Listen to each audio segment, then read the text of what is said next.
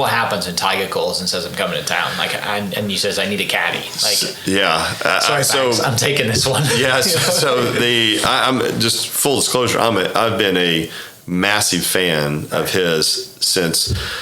Two things happened. I Coach Holder at OSU. I worked the OSU golf camps, believe it or not, as an OU guy. But his dad and my granddad were best buddies in the West Texas oil fields. Okay. And we didn't know that at the time. We found that out later. And I asked him a question. This is, probably 92 or 3. Is he as good as everybody says? He goes, he's the best I've ever seen, and it's not even close. And, Coach Holder's not much on hyperbole, right? He's like, he doesn't say good things. Yeah, right. Yeah. So I was like, there's no chance. And then my middle brother Craig and Alan Bratton, now the coach at OSU, I think this is right. They played with Tiger in Tiger's first collegiate round in New Mexico.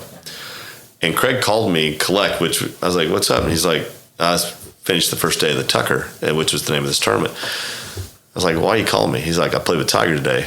And I go, is he as good as everybody says? And he goes, no, he's way blanking better. And I go, really? He's like, you can't believe how good this guy is. Yeah. So I automatically became, okay, I'm intrigued by this guy. And then he burst on the scene and, in such a huge way. And everybody's taking shots at him, getting back to that kind of like hunted mentality. He immediately was the hunted. Yeah.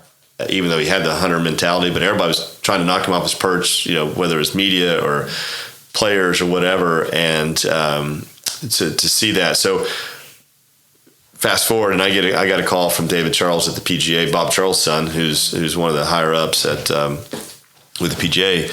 And he said, hey, and it was a month or two out. We were closed, and it's just, the phone's ringing every day. But hey, what can I do, right?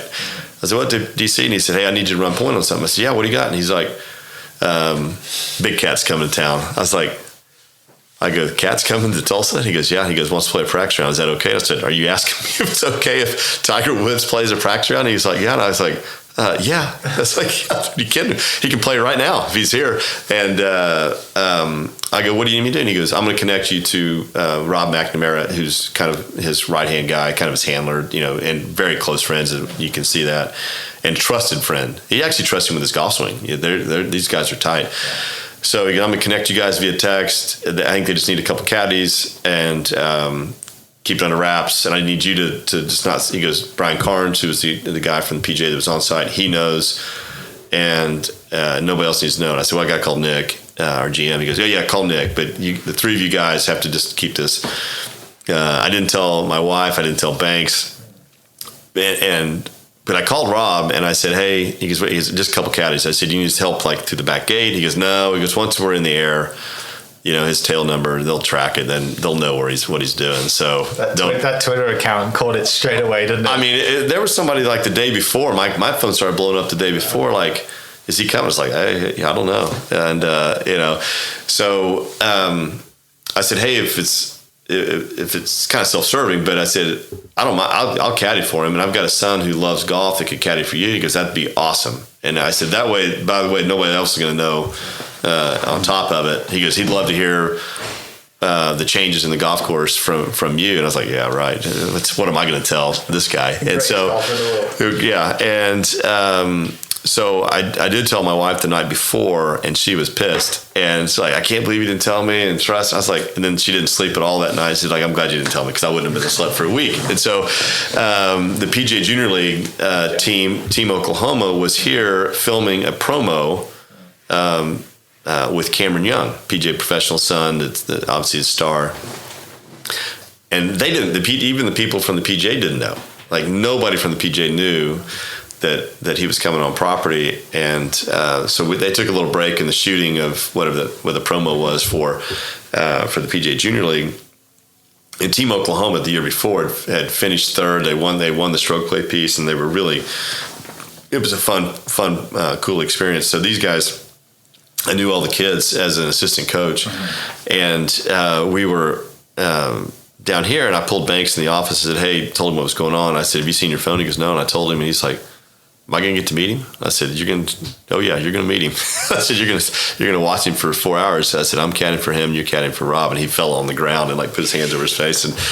And I said, hey, I don't know the conversation, I said, if he says he may talk to us all day, he may not say 2 words to us all day, but we get to watch the best who's ever done it up close, and let's learn from him. No phones, put your phone in your pocket, and let's just enjoy the day and what it is. And of course, he talked and he remembered every shot from 07. He remembered things which had changed. He asked opinions. I mean, I was like, I think you want to hit it over here. He's like, yeah, definitely want to get down here. And he's like making notes, and it was really fascinating. He's a Dodger fan. He told me that he was in the stands when Kirk Gibson hit the famous home run in '88, and had nachos and beer poured all over him. He was 10 or 13 or something like that, or 12 or 13 years old, and so and he was incredible to Banks. Like I did take one picture of, and the picture. That one where Banks is walking right next to him. I threw a water bottle away and I looked up. I was like, "Yeah, I'm taking a picture of that." Yeah, the cat with my kid, and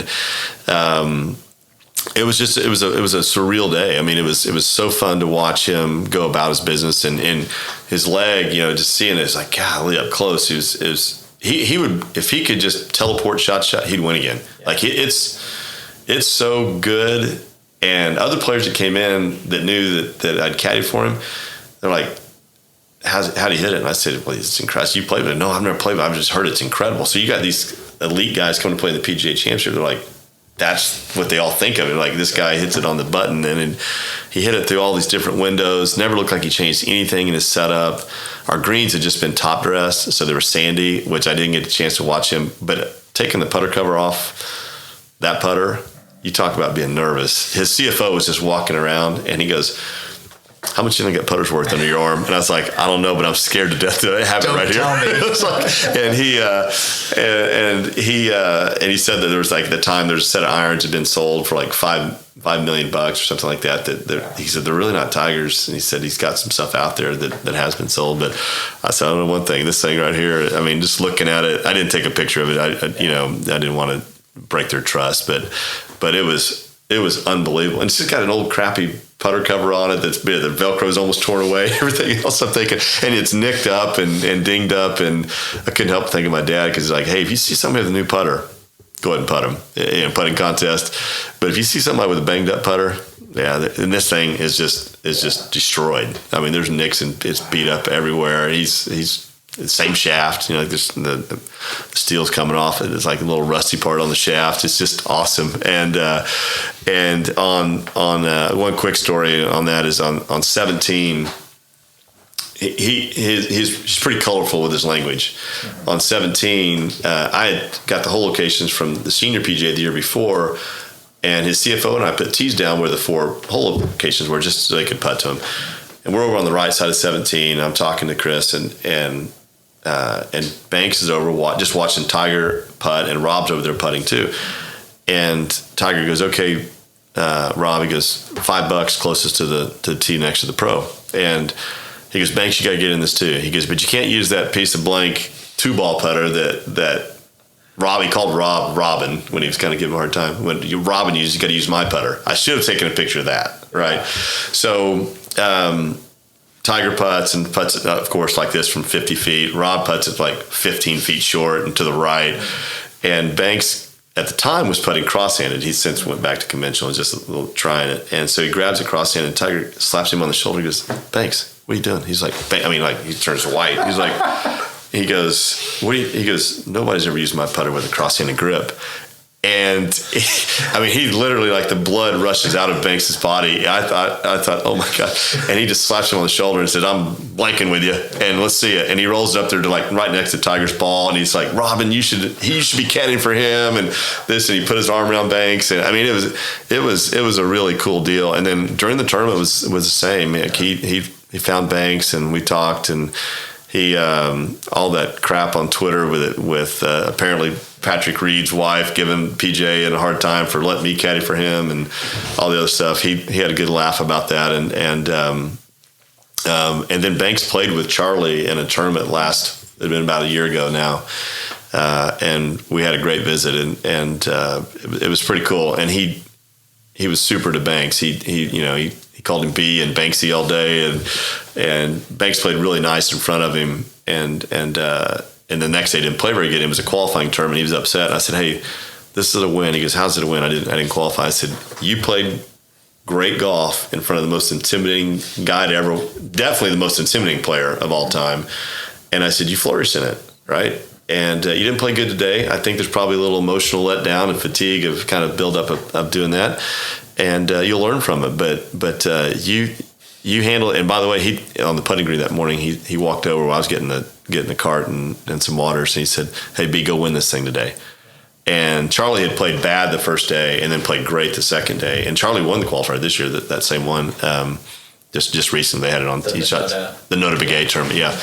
And I said, hey, the GOAT was calling you B and Banksy and told you to go win the thing. I said, take that for what it's worth and let that inspire you to practice. So as big a fan as I was, I'm a bigger fan now. And I'm thankful for what he's done for the game. And I'm thankful that I got to watch that unfold, in real time.